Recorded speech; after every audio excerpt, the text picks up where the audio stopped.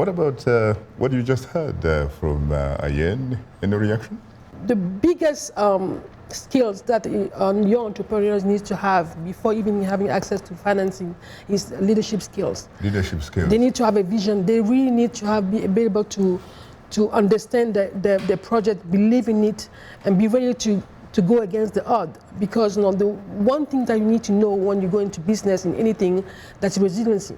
Things will always get tough at some point. That reminds me, in fact, somewhere in your book, you talk about leadership, and you say, for example, that a great leader is an ordinary person with extraordinary wisdom.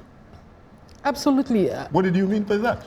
No, extraordinary wisdom. Wisdom comes from the experience, the ability to learn from situation, the ability to respond to the challenge of the life. It's not, you don't learn that in school. You have people who have PhDs but who cannot survive in a certain environment. You have, in Africa, for example, I always joke when people are saying that the African diaspora can bring the solution to the continent, which is no, we have knowledge, we have international exposure, we have access to certain resources, but the reality is that people that are really making Africa rise are Africans on the ground, because they have a different type of wisdom that help them overcome the challenge, because there's no rule in Africa.